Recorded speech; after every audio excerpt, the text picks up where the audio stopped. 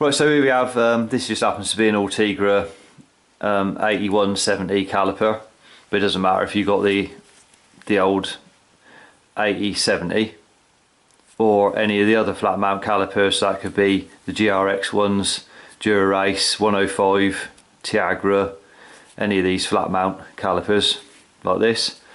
Now they used to, the pads in them, if you take your pads out, even in this 8170 caliper, so the newer version, so to speak, these resin pads in these,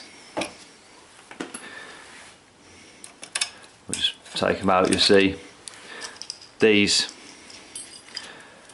there, if you was removing yours and you're looking at the number on them, just there, so that's L03A resin there, as you can see.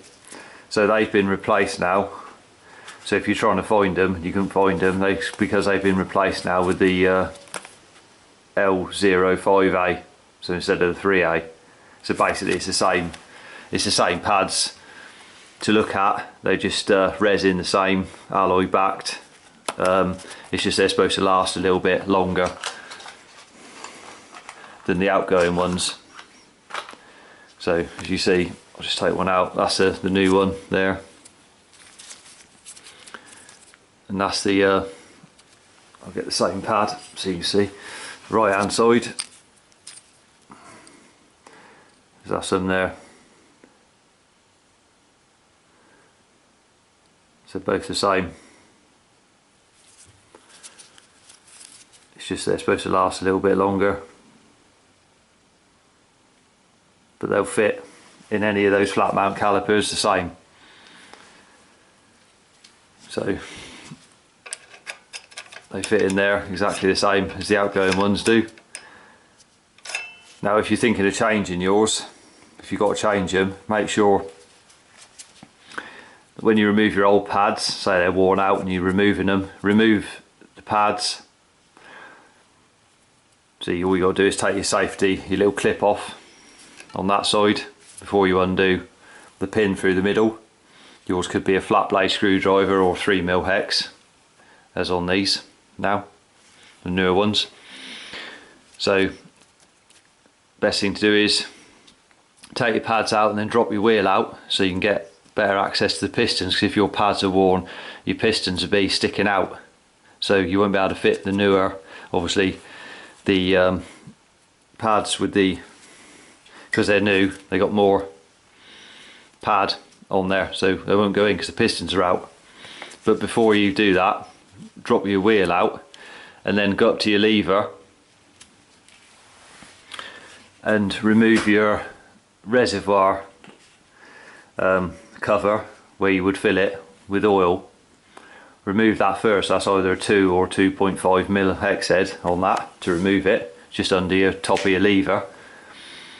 Remove that first, and then using something like, if you haven't got the proper tool, just use like a tyre lever, don't use a screwdriver because you might damage the pistons. And then with your disc out the way, you can get in there and just gently push back on the pistons so they go flush in with the caliper body.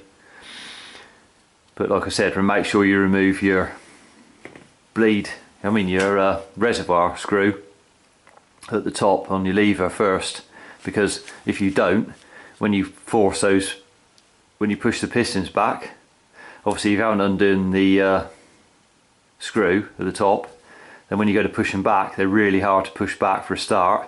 And also if the system's been overfilled because your pads have worn and you didn't realise and somebody's topped up, or you've taken it for service and they've topped up the reservoir, when you go to push that back, the excess fluid's got nowhere to go, so it's likely to do some damage to your lever, i.e. burst the bladder probably in there. So always make sure you remove that screw first, just to make sure, and then it'll be easier to push the pistons back to get your new pads to slot in afterwards. So that's just a tip on it, just in case. But like I say, they've been replaced now with those ones L05A, the resin.